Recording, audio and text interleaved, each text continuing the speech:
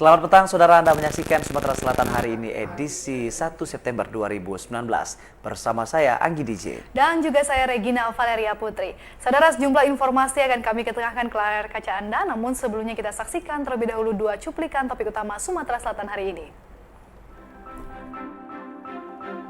Sengketa atas kepemilikan lahan sekolah dasar negeri di Kota Prabu Muli antara warga dan Pemkot Prabu Muli terus bergulir.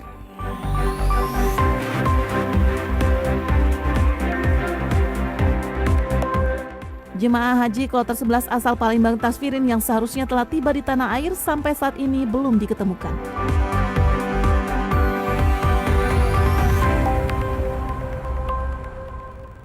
Ya, saudara, selain dua informasi tadi, Anda juga dapat mengikuti siaran Sumatera Selatan hari ini melalui Facebook, Twitter, dan juga YouTube dari TVRI Sumsel. Dan kini kita ikuti informasi pertama, silakan Anggi. Ya, terima kasih Regina, inilah informasi selengkapnya. Saudara, sengketa atas kepemilikan lahan di sekolah dasar negeri di Kota Prabu Muli antara warga dan Pemkot Prabu Muli terus bergulir.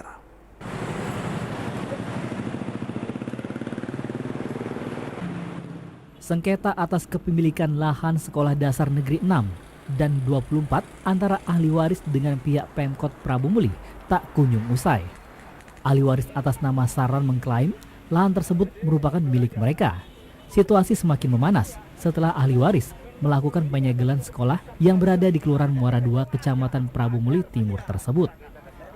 Akibatnya proses belajar dan mengajar di sekolah tersebut sempat terganggu. Beruntung situasi dapat diredam oleh aparat keamanan. Aksi penyegelan itu dilakukan lantaran pihak Pemkot Prabu Muli mengaku telah memenangkan sidang di Mahkamah Agung, bahkan telah memiliki sertifikat, sementara pernyataan itu ditentang oleh ahli waris. Mereka mengklaim Pemkot Prabu Muli menyalahi aturan. Kasus ini telah berjalan selama 9 tahun.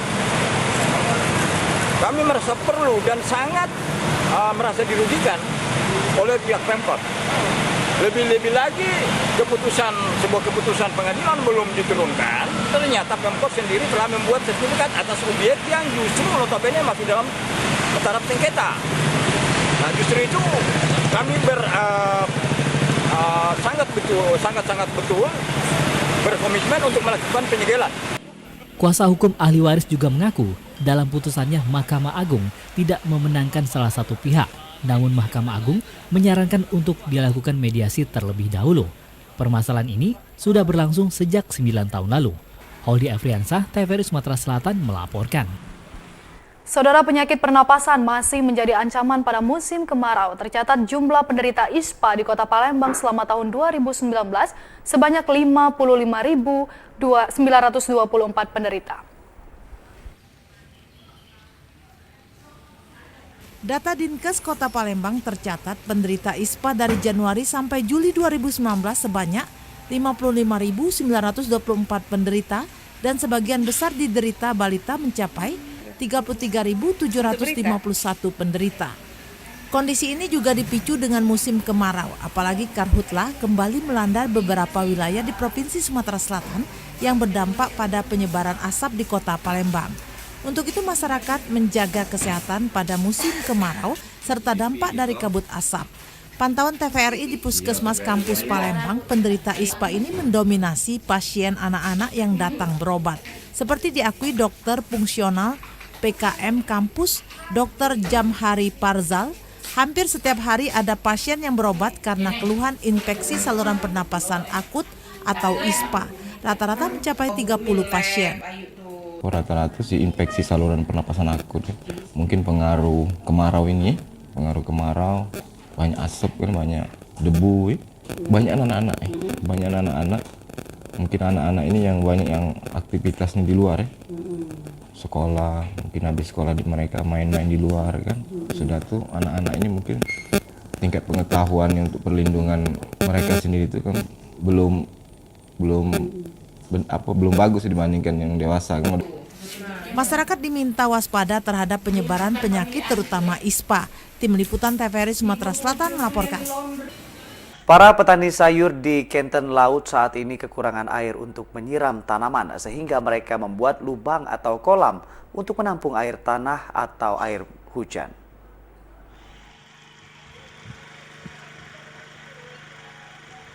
Pada musim kemarau seperti saat ini, para petani sayur di Kenten Laut, Talang Kelapa, Banyuasin tetap menanam sayuran yang cepat panen, seperti bayam, kemangi, dan kangkung.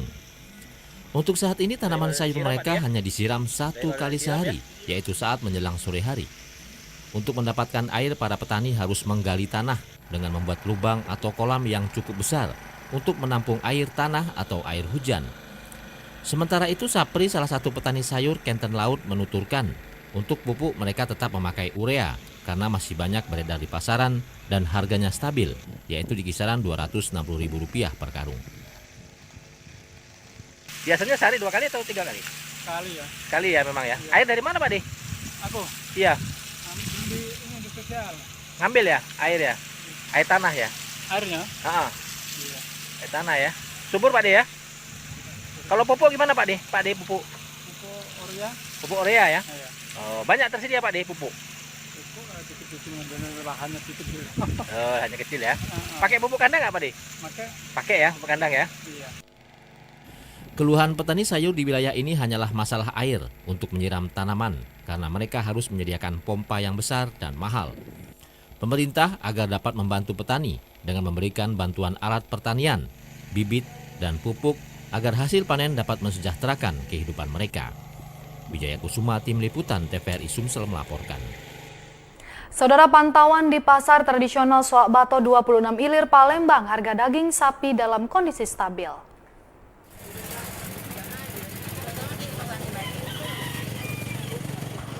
Pantauan Tim Liputan TVRI di pasar tradisional Soak Bato 26 Ilir Palembang, harga daging sapi cenderung stabil, walau permintaannya cukup banyak. Penjual daging sapi mengungkapkan harga daging sapi berkisar antara Rp125.000 hingga Rp130.000 per kilogramnya. Kenaikan tidak terjadi disebabkan stok daging sapi cukup banyak. Pada 2 hari yang lalu sempat terjadi kenaikan tetapi tidak terlalu mencolok, hanya berkisar Rp7.000 dari harga biasanya. Bergoyor normal sudah. Ganti, balik sudah turun lagi normal, balik harga semula. Berapa sekarang Pak? Jadi sekarang ini 130, 125 kurang lebih lah. Pembeli juga mana? Pembelinya sih udah normal. Harga daging normal 130, daging sop 100, kalau tulang 80. Ya. Belum ada kenaikan, pasaran lagi sepi sekarang ini. Jadi stabil? Stabil lah sih. Mainan agak kurang sebab habis lebaran jadi banyak daging di rumahnya. Daging agak berguyur be. Ditambahkan Wawan dan Haji Oni, walaupun permintaan daging sapi cukup banyak, tetapi stok masih dapat mendambanginya. Para pedagang berharap daging sapi tetap stabil. Muslim Umar, TVRI Sumatera Selatan melaporkan.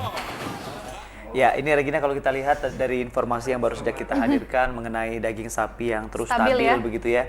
Jadi ini juga menghimbau bagi pada masyarakat untuk tetap kondusif dengan suasana yang seperti ini. Betul sekali Anggi, dan juga kalau tadi di beritanya dikatakan juga bahwa pemerintah berharap akan terus stabil.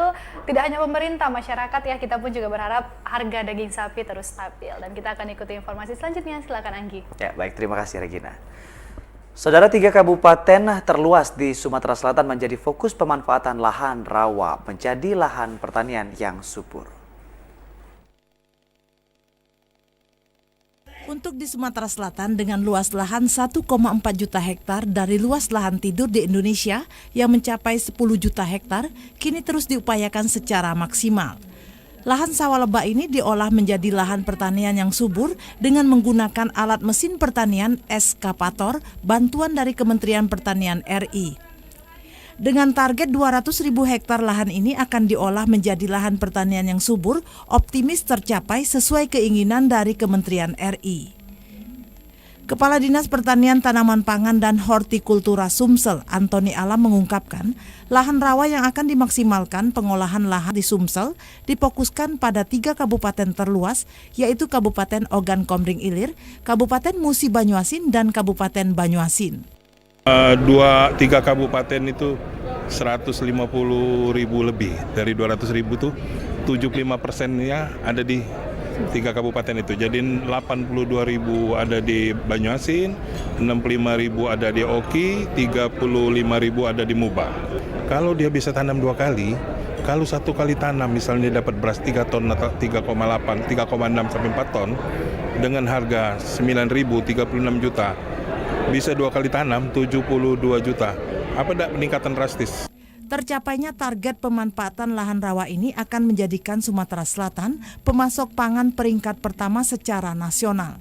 Tim Liputan TVRI Sumatera Selatan melaporkan. Ya, saudara, keberadaan anak sungai dalam kota Palembang sebagian besar masih sangat memprihatinkan. Jikapun ada yang direvitalisasi, seharusnya tidak menghilangkan fungsi dan tinggalan sejarah kota Palembang.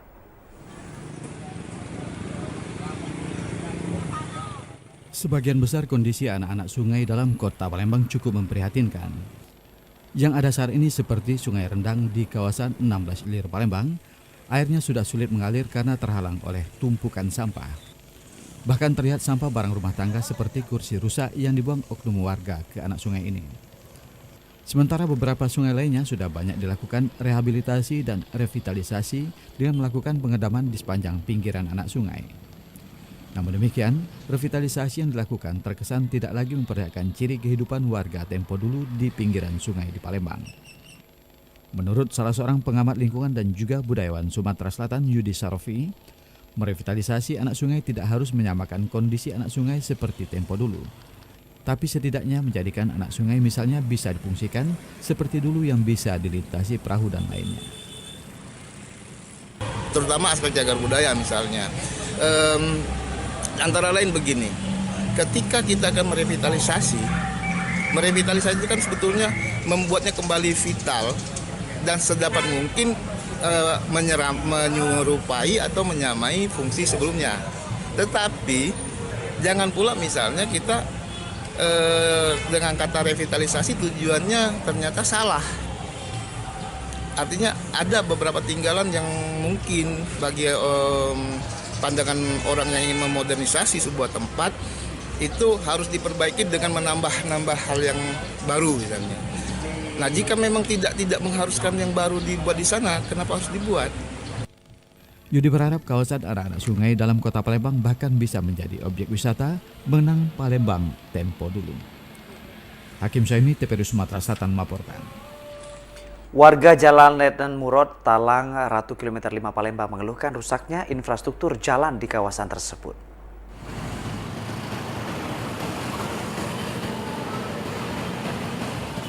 Kerusakan Jalan Letnan Murad atau Jalan Talang Ratu cukup memprihatinkan.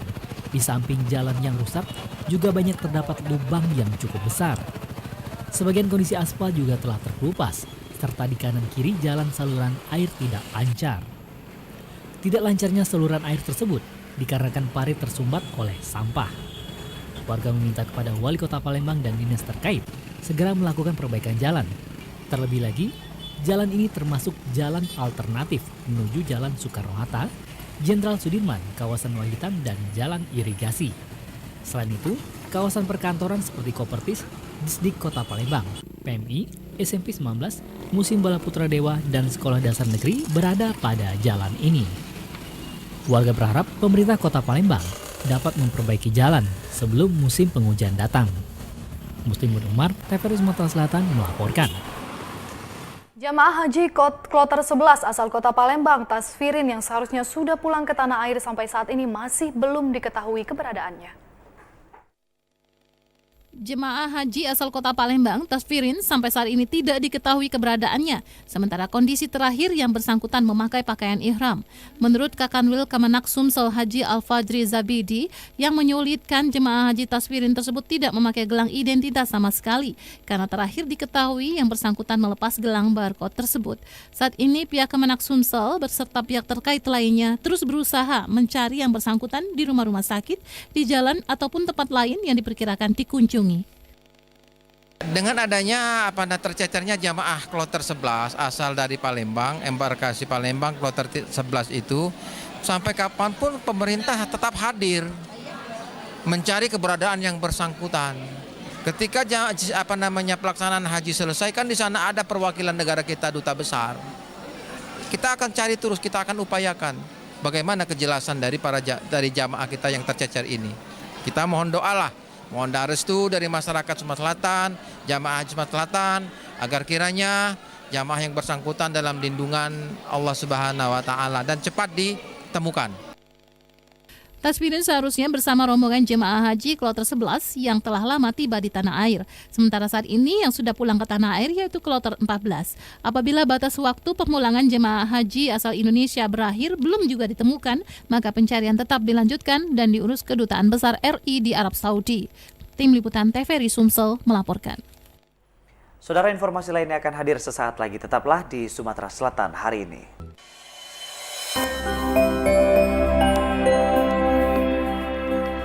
Ya, saudara, terima kasih Anda masih bersama kami di Sumatera Selatan hari ini. Kita ikuti informasi berikutnya. Silakan Anggi. Ya, terima kasih Regina. Saudara, menyambut Tahun Baru Islam 1 Muharram 1441 Hijriah, ratusan pelajar di Kota Lubuk Linggau mengikuti pawai kendaraan hias dengan menyusuri sejumlah ruas jalan utama Kota Lubuk Linggau.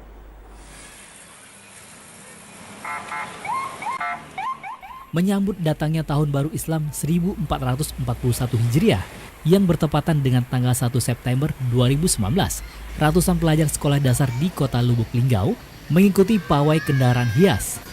Dengan start dimulai dari Kelurahan Jogoboyo, Kecamatan Lubuk Linggau Utara.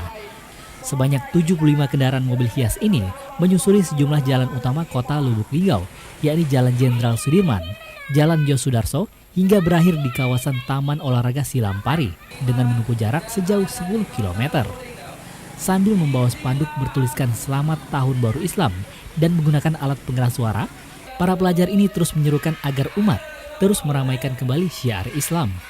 Dengan adanya kegiatan pawai Islami Tahun Baru Islam 1441 Hijriah ini, diharapkan umat muslim di Lubuk Linggau khususnya tetap menjaga ukhuwah Islamiyah serta dapat lebih meningkatkan lagi nilai ketakwaan dalam beribadah. Acara ini merupakan syiar Islam di mana menyambut Tahun Baru Hijriah 1 Muharram 1441 Hijriah, dan kedepannya acara ini dapat ditingkatkan dan berjalan dengan lebih baik lagi, sehingga apa-apa yang nanti menjadi syiar kita di dalam meningkatkan keislaman. Sementara itu, di penghujung acara, peringatan 1 Muharram ini pun semakin meriah dengan disuguhkannya sejumlah pentas kegiatan syiar agama Islam, diantaranya menampilkan tilawah hadroh hingga pementasan drama. Dari Lubuk Linggau, Ferry Setiawan, TVRI Sumatera Selatan melaporkan.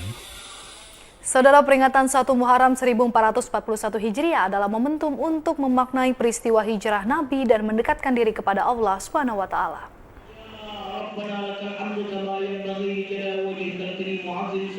Semua umat muslim di penjuru dunia menyambut Tahun Baru 1 Muharram 1441 Hijriah dengan berbagai macam pelaksanaan kegiatan. Salah satunya kegiatan Tablik Akbar di Masjid Baitul Mutakin, Kelurahan Talang Kelapa, Kecamatan Alang-Alang Lebar, Kota Palembang.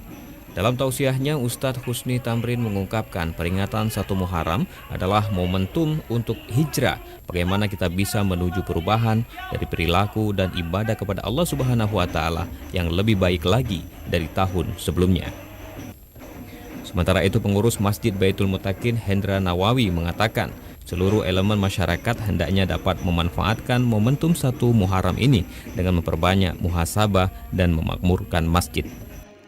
Dengan momentum ini kami mengajak terutama kepada diri kami pribadi, segenap pengurus dan masyarakat, mudah-mudahan tahun ini akan lebih baik dari tahun kemarin, dan kita mari sama-sama bersama-sama bersinergi untuk memakmurkan masjid kita ini, baik dari segi pembangunan fisiknya maupun juga mengisi untuk ritual ibadahnya sehari-hari. Sebagai generasi muda, harus dapat bersinergi dengan masyarakat dalam menanamkan rasa cinta persaudaraan. Dalam memperingati Tahun Baru Islam 1 Muharram 1441 Hijriah ini, kami berharap terutama kepada diri kami sendiri agar bisa untuk bersinergi lagi, memakmurkan masjid dan juga meningkatkan ukhuwah Islamiyah kita untuk dari sesama kan. Tim Liputan TVRI Sumsel melaporkan. Saudara, Tahun Baru Islam 1 Muharram 1441 Hijriah menjadi momentum untuk meningkatkan keimanan dan ketakwaan kepada Tuhan Yang Maha Esa dengan menjalankan perintahnya dan menjauhi larangannya.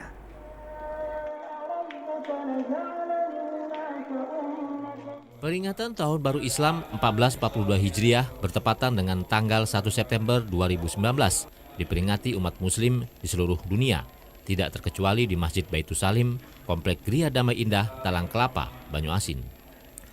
Dengan sederhana namun meriah, peringatan Tahun Baru Islam diikuti seluruh warga, baik anak-anak, dewasa, hingga orang tua, laki-laki dan perempuan. Peringatan Tahun Baru Islam dilaksanakan warga dengan berdoa dan bersikir meminta ampunan kepada Allah Subhanahu wa Ta'ala. Dengan dipimpin Kiai Haji Muslimin berdoa agar seluruh umat di dunia, terutama umat muslim, dibebaskan dari bencana dan selalu diberikan limpahan rezeki. Selain itu selalu menjaga tali silaturahmi dan tetap meningkatkan ketakwaan kepada Allah Subhanahu wa Ta'ala dengan selalu menjalankan perintahnya dan menjauhi segala larangannya. Tahun yang akan datang kami akan lebih baik dari tahun-tahun ini, ya Allah. Kami akan lebih meningkat ibadah kami, ya Allah. Meningkat sholat kami, ya Allah. Meningkat dalam takwa kami, ya Allah. Meningkat dalam zakat infak kami, ya Allah.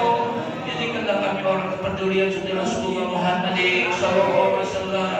Berikan kami kemampuan untuk mencontoh bagaimana akhlak Rasulullah, ya Allah. Lebih jauh, Kiai Haji Muslimin mengharapkan umat muslim untuk tetap menjaga tauhid dengan selalu menyembah Allah Subhanahu wa Ta'ala agar diberikan kelapangan di dunia dan akhirat. Wijaya Kusuma, Tim Liputan TVRI Sumsel melaporkan. Saudara, masyarakat merasakan dampak positif dari program subuh berjamaah dan gotong royong yang digalakkan pemerintah Kota Palembang.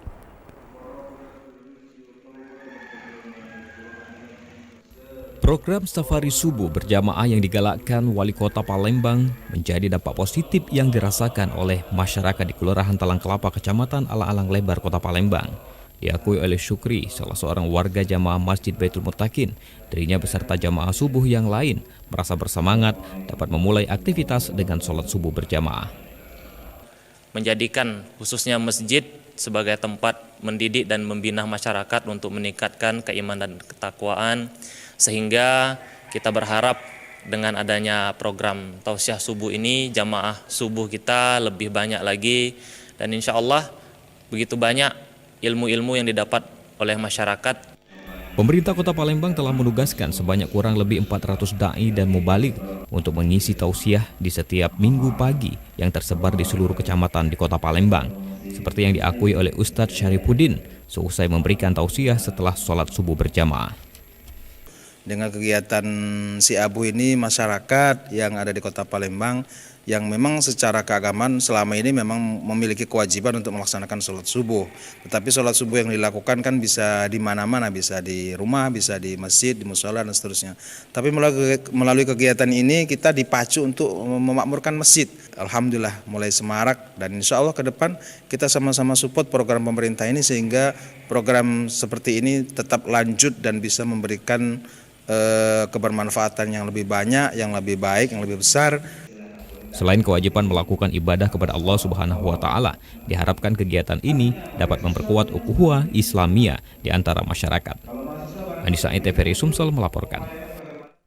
Ya, tentunya Anggi juga kalau kita berbicara mengenai program pemerintah Kota Palembang ini sangat bagus sekali ya, subuh berjamaah dan juga gotong royong. Ini semoga program ini akan terus bertahan begitu ya. Dan tentunya ini juga bukan hanya pemerintah saja yang memanfaatkan keadaan seperti ini, juga masyarakat dapat membantu pemerintah untuk menjaga lingkungan kita bersama juga. Betul begitu sekali Anggi. Dan kita ikuti informasi berikutnya, silakan. Terima kasih Regina. Saudara, menghafal ayat kitab suci Al-Quran tidak hanya dengan rutin membaca, namun juga dapat dilakukan dengan cara metode menyelaraskan otak kanan atau hati dan gerakan tangan.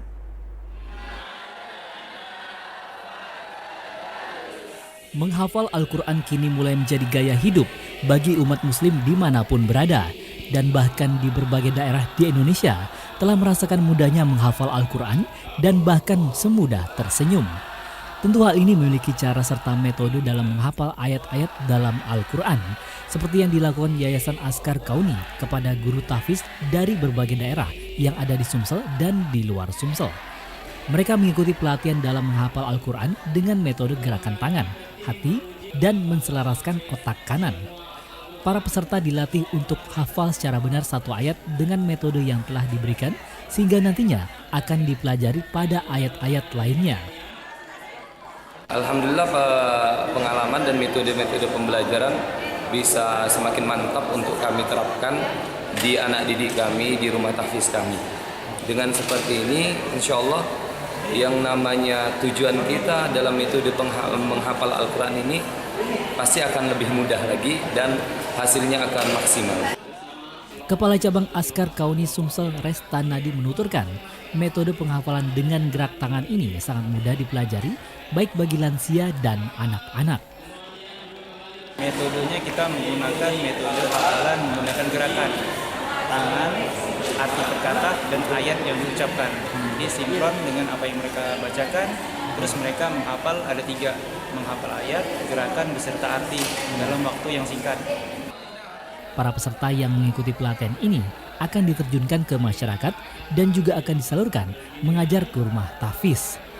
Yudo Handoko, TVRI Sumatera Selatan melaporkan. Harga cabai dan bawang saat ini sudah mengalami penurunan yang cukup signifikan karena ketersediaan stok di pasaran banyak. Pantauan di Pasar Kenten Laut Palembang, harga cabai saat ini sudah menurun dari harga sebelumnya yang mencapai Rp80.000 per kilogram bahkan Rp100.000. Untuk saat ini harga cabai sudah menurun menjadi Rp40.000 per kilogramnya. Menurunnya harga cabai ini diakui penjual karena ketersediaan stok cabai di pasar mencukupi dan permintaan masyarakat sedikit. Turunnya harga cabai diakui penjual sudah terjadi sejak sepekan ini dan harga cabai cukup terjangkau. Jauh turunnya. Dari berapa? Kemarin itu kadang 60, 80, ini sudah hampir 40-an sekiloan. Kiloannya tapi Sudah berapa orang? udah hampir 2 minggu lah. 2 mingguan. Tapi masih naik turun. Kadang 5.000-an rata-rata ininya. Beda harganya. Beda harganya. Cabai rawit berapa sekilo? Sama, turun juga 40. Dari 60 kemarin. 60 turun juga ini. Sementara bawang merah harganya juga mendekati normal dengan harga Rp15.000 per kilogramnya. Hal ini akibat stok bawang juga mencukupi dan banyak di pasaran. Harga bawang ini diharapkan penjual dapat bertahan bahkan bisa normal kembali sehingga pergerakan transaksi di pasar kembali membaik. Biasanya harga Pak 8.000, 10.000 per empatnya. Sekarang ini harganya bawah standar 20 per kilonya. Ya turun lah lumayan, posisi kemarau ini mungkin jadi pertanian itu bagus. Kalau musim hujan mungkin pertanian bawang ini biar ini bawangnya kurang bagus Pak. Sekarang bawang kering bagus bawangnya. Ya harga bawang ini agak stabil, enggak rendahnya.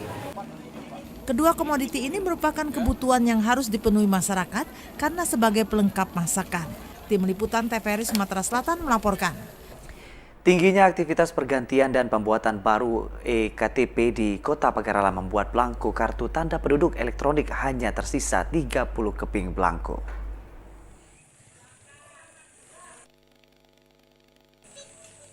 Dalam satu hari, Dinas Catatan Sipil dan Kependudukan Kota Pagar Alam biasanya melayani pembuatan pergantian KTP rusak hilang dan lainnya mencapai 50 orang.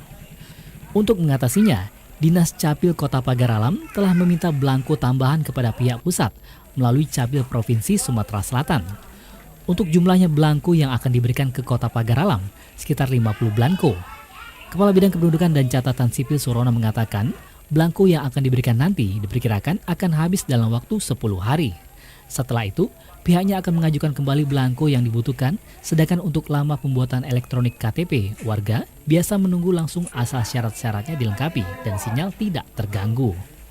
Stok untuk sementara sampai hari ini belangko KTP tinggal 30 keping. Dan untuk hari ini sudah diambil melalui provinsi sebanyak 500 keping. Untuk persediaan 500 keping itu diperkirakan untuk 10 hari. Selama pembuatan seluruh dokumen administrasi kependudukan di Dukcapil Kota Pagar Alam ini dapat diselesaikan selama 1 hari, kurang lebih 2 jam rata-rata. Untuk semester 1 ini warga yang belum merekam KTP elektronik sebanyak 4.336 orang, sedangkan yang sudah membuat KTP mencapai 10.555 orang dari jumlah wajib KTP sebanyak 10.891 orang. Tommy Adi Tobari, TVRI Sumatera Selatan melaporkan. Saudara, tetaplah bersama kami, informasi lainnya akan kami hadirkan usai jeda pariwara berikut ini.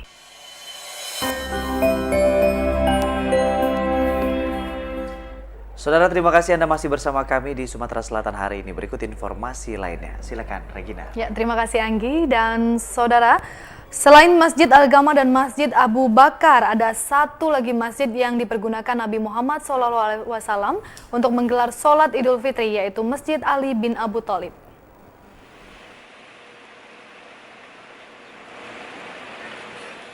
Masjid Ali bin Abi Thalib berada di Jalan Al-Munakah, sebelah barat Masjid Nabawi dan tidak jauh dari pintu gerbang 7C. Masjid ini pernah dijadikan tempat sholat Id Rasulullah dan airnya dinisbahkan kepada Ali bin Abu Thalib. Masjid ini berbentuk persegi panjang dari timur ke barat dengan panjang 35 meter dan lebar 9 meter. Masjid ini dibangun dengan batu basal dan dicat dengan warna putih. Dinding sebelah timurnya dihias dengan batu hitam. Sama seperti masjid-masjid yang ada di sekitarnya, masjid ini juga saat ini tertutup untuk umum. Jikapun jamaah haji dan umroh ingin melihat bagian dalam masjid, jamaahnya bisa melihat dari celah-celah pagar pintu masuk masjid. Masjid Ali ini merupakan masjid pribadi dari Ali bin Abi Thalib, di mana beliau sering beriktikaf di masjid ini. Selain di Masjid Nabawi, merupakan masjid Nabi Muhammad SAW. Kalau masjid Ali dan lainnya ini tidak dibuka karena untuk sejak tahun 98 ini sudah tidak dibuka. Jika dilihat dari luar, kita akan melihat arsitektur sederhana masjid, namun tetap menunjukkan kemegahan. Bagian menara ini dibangun pada sisi sebelah timur dan tidak terlalu tinggi, memiliki balkon dan puncak kerucut terbuat dari logam. Dari kota Madinah, Bram Anhar, TVRI Sumatera Selatan melaporkan. Kita beralih ke informasi lain, saudara. Guna menggali potensi pelajarnya, SMP Negeri 47 Palembang terus menggiatkan ekstrakurikuler sebagai wujud pengembangan diri atau soft skill.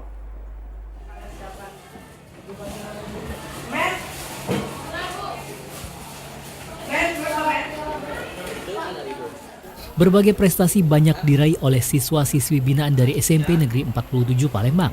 Baru-baru ini, Eskul Pramuka baru saja menyabet juara bergilir dari kompetisi yang digelar oleh MTS 1 Palembang. Prestasi ini secara bersamaan diraih pada nomor putra dan putri.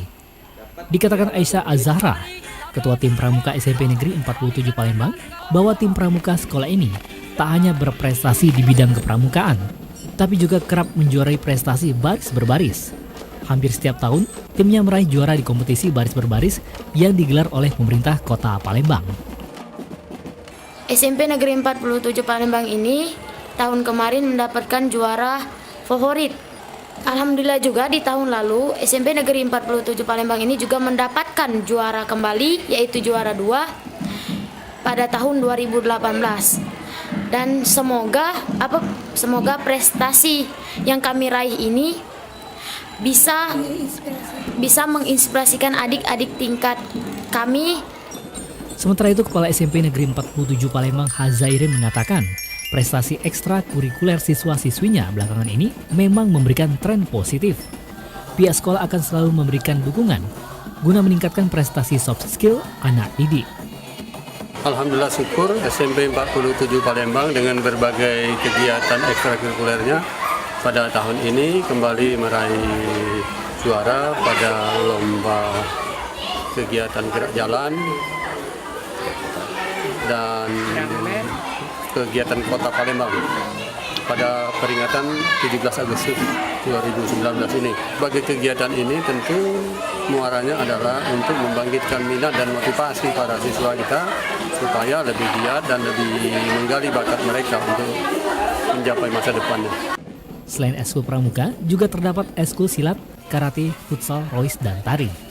Muslimin Umar, TVRI Sumatera Selatan melaporkan. Masih dalam suasana memperingati hari ulang tahun ke-74 Republik Indonesia, Batalion Arhanud 12 SPP bersama warga Banyuasin menggelar pesta rakyat.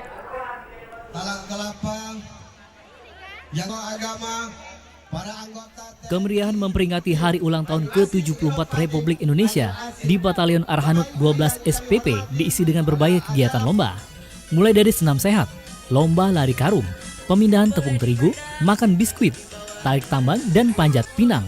Dalam kegiatan ini juga disediakan pemeriksaan mata gratis untuk masyarakat yang mengalami gangguan penglihatan.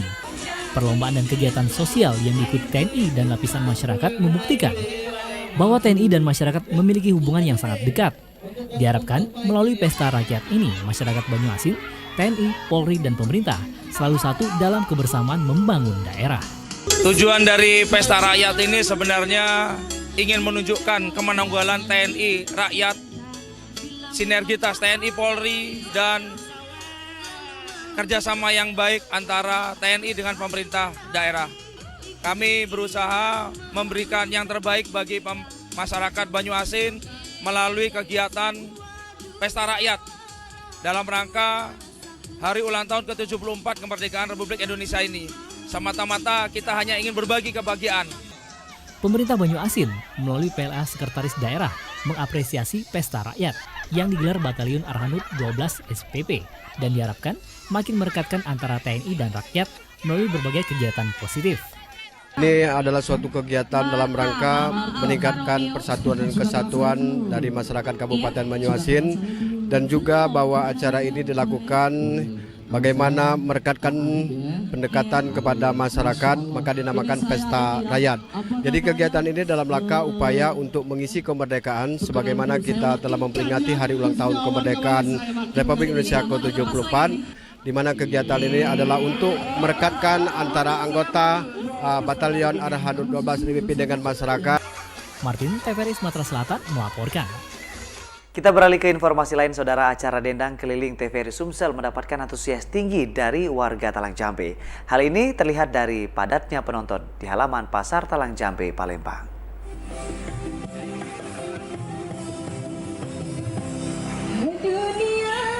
Program Dendang Keliling TVRI Sumsel kali ini berlangsung di Pasar Baru Talang Jambe, Jalan Padat Karya Sugiwaras, Kelurahan Talang Jambe, Kecamatan Sukarami, Palembang. Puluhan warga antusias berdendang dan berjoget menikmati alunan musik dangdut. Asranuddin, Lurah Talang Jambe, menyambut baik kegiatan dendang keliling seperti ini. Ia juga berterima kasih kepada TVRI Sumsel telah memberikan kesempatan warga Kelurahan Talang Jambe untuk tampil di layar kaca TVRI. Sangat menyambut baik kegiatan dendang keliling dari TVRI ini. Apalagi pada hari ini kesempatannya diberikan kepada kelurahan kami, Kelurahan Talang Jambe. Jadi memang antusiasme mereka sangat besar. Dan semoga dengan kegiatan ini TVRI akan terus semakin jaya, semakin dekat di hati masyarakat. Dan ini juga kami ucapkan terima kasih kepada pihak TVRI sekali lagi telah menyempatkan untuk dijadwalkan di kelurahan kami ini. Susilawati, warga Kelurahan Talang Jambe, mengharapkan acara dendang keliling seperti ini rutin digelar di berbagai kampung. Oh, alhamdulillah sangat menghibur. Iya, Pasar Purwoda ini, Purwoda Talang Jambe. Oh, baru-baru ini kan sering-sering lah. Di sini memang mabuk hiburan. Oh, hiburan ya. Jadi harapannya ke depan Cak Anu di TVRI. TVRI semakin maju saja, semakin oke. Acaranya sip. Program dendang keliling disiapkan setiap hari Senin pukul 17 sampai pukul 18 waktu Indonesia Barat dan hari Sabtu pukul 9 sampai pukul 10 waktu Indonesia Barat. Edis Bronson, TVRI Sumsel melaporkan. Saudara, informasi dari segmen olahraga akan hadir sesaat lagi. Tetaplah bersama kami.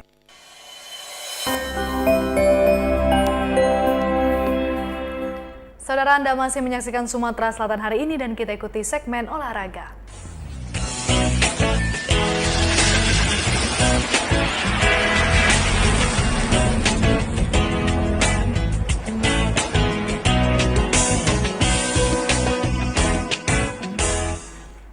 Sriwijaya FC menargetkan dapat meraih poin penuh saat melawat ke Stadion Galuh PSGC Ciamis, Jawa Barat 3 September 2019 mendatang.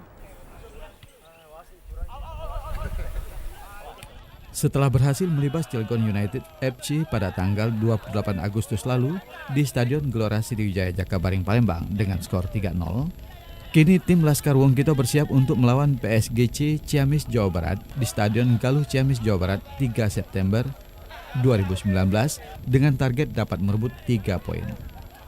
Tim Sriwijaya FC kini berhasil merebut puncak klasemen sementara di kompetisi Liga 2 tahun 2019 untuk wilayah Barat dengan mengumpulkan 27 poin. Menurut pelatih kepala Sriwijaya FC Kashar tadi, anak-anak asuhnya sedang bersemangat dalam menatap 3 partai tandang. Selain melawan Ciamis, akan bertemu PSCS Cilacap pada tanggal 8 September dan Persita Tangerang tanggal 12 September. Dengan target minimal dapat merebut 2 kali kemenangan di partai tandang ini. Target, ya kita harus bisa dapat poin lah. Mungkin di Ciamis, syukur-syukur di 3W kita dapat 6 udah bagus itu kalau dia sampai di 3W kita dapat poin 6. Jadi Hafid memang akumulasi, tapi nanti Hafid akan menyusul di Cilacap. Jadi kita sudah ada penggantinya, masih di sektor situ masih banyak itu.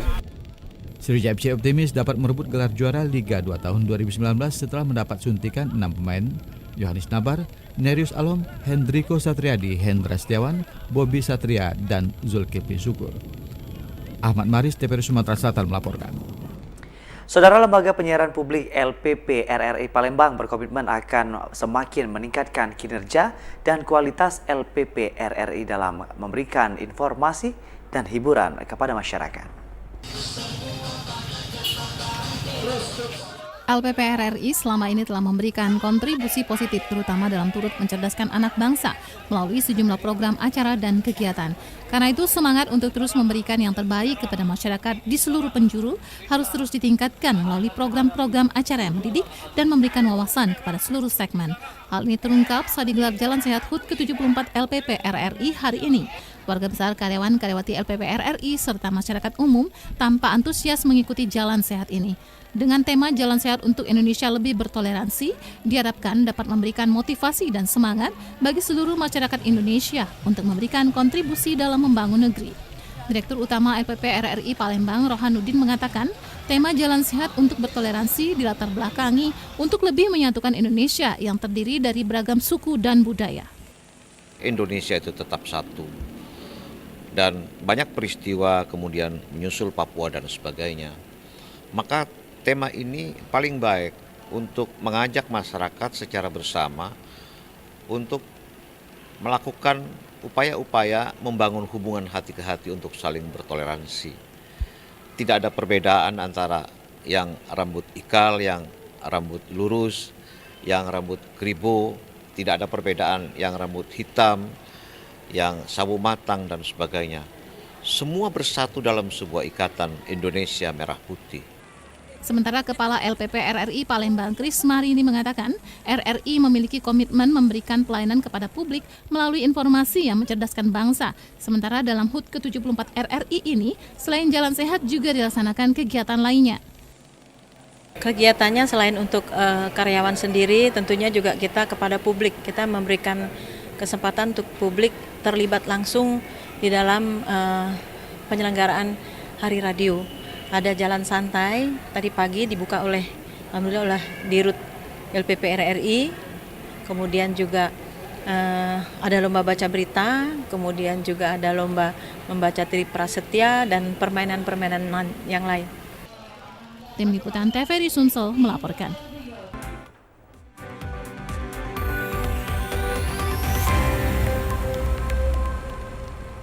Kita ikuti informasi lainnya. Saudara, keterbatasan fisik bukanlah menjadi penghalang dalam menggapai ridho dan rezeki Allah SWT. Hal inilah yang dirasakan sejumlah penyandang disabilitas. Seperti firman Allah Subhanahu wa taala pada surat Az-Zariyat ayat 58, sesungguhnya Allah, Dia adalah Maha Pemberi rezeki yang memiliki kekuatan amat kokoh, dan dalam surat Hud ayat 6, dan tidak ada seekor binatang melata pun di muka bumi melainkan Allah yang memberikan rezeki kepadanya. Inilah yang dirasakan oleh sebagian besar para penyandang disabilitas yang tergabung dalam Yayasan Persatuan Tunanetra Indonesia atau Pertunijaya. Di sini mereka tidak hanya berpangku tangan mengharap belas kasihan masyarakat, namun mereka mampu berkarya dan berkreativitas. Dalam Pertuni mereka diberikan pelatihan sebagai modal untuk berusaha, seperti pelatihan untuk mendapat keahlian bermusik dan keahlian memijat. Sangat Pak, sangat terbantu. Ya, mereka keahliannya apa aja? Di sini Mbak ya? Di sini kalau mayoritasnya sih pijit. Untuk di Pertuni di Palembang ini pijit. Cuman ada juga yang di musik gitu Mbak. Kita ada grup musiknya ada. Salah seorang pengguna jasa pijat tunanetra, Mastar, mengatakan ia sering menggunakan jasa pijat di Yayasan Pertuni sekaligus membantu mereka yang memiliki kekurangan fisik tetapi tetap bersemangat mencari rezeki yang halal tanpa meminta-minta. Ya kalau untuk saya sendiri agak cocok ya. Nah, di samping itu kan kita membantu daripada ya saudara-saudara kita yang memang ya apa namanya itu yang memang ada kekurangan kan di situ. Dan mereka mau mencari uang halal. Nah gitu, jadi mereka kan istilah memang udah diarahkan di sini, udah disiapkan untuk mereka bekerja di sini sehingga mereka kan bisa mendapatkan hasil yang kira-kira yang mereka harapkan untuk kebutuhan mereka sehari-hari gitu. Ari Eka Ansori, TVRI Sumsel melaporkan. Beralih ke informasi lain, saudara, kuliner khas menjadi magnet tersendiri bagi dunia pariwisata yang paling dicari wisatawan saat berkunjung ke kota Palembang. Kota Palembang memiliki banyak potensi destinasi wisata, namun magnet pariwisata yang paling disukai para wisatawan asal luar daerah hingga saat ini adalah wisata kuliner di Kota Palembang. Palembang terkenal dengan makanan olahan ikan yang lezat dan cocok untuk lidah siapa saja yang memakannya dan tidak dimiliki daerah lain di Indonesia. Pempek, makanan khas Palembang yang terkenal ini menjadi sasaran utama para pengunjung asal luar daerah. Bahkan pada saat sampai ke kota Palembang, warung pempek menjadi tujuan pertama yang dikunjungi dan membeli oleh-oleh. Tak kalah dengan pempek, masakan pindang yang gurih menjadi menu utama makan siang ataupun makan malam selama berada di kota Palembang. Kulinernya pempeknya wah enak banget ya sama pempek. Sama pindang ya, pindang patinnya ya. Oh, sudah cicip pindang patin. Sudah pindang patin. Enjoy, enak banget. Mau bungkus oleh-oleh gitu? Sudah pesen. Kuliner Biasa ya kalau orang di sini itu adalah cirinya pempek dan Taiwan. Kalau yang lain seperti mie celor itu masih kurang familiar ya. Oke deh. Tapi Bu pernah coba? Pernah coba tadi ya, makan pagi kita coba mie celor. Iya. Walau kota Palembang memiliki cuaca yang cenderung panas apabila dibandingkan dengan kota wisata lainnya, namun keberadaan kulinernya memiliki magnet khas yang dapat menarik para wisatawan datang berkunjung. Tim Liputan TVRI Sumatera Selatan melaporkan. Ya, saudara, informasi tadi menjadi akhir dari perjumpaan kita di sore hari ini di Sumatera Selatan hari ini. Saya Anggi DJ. Dan juga saya Regina Valeria Putri. Jangan lupa untuk terus saksikan Sumatera Selatan hari ini hanya di TVRI, Media Pemersatu Bangsa. Sampai jumpa.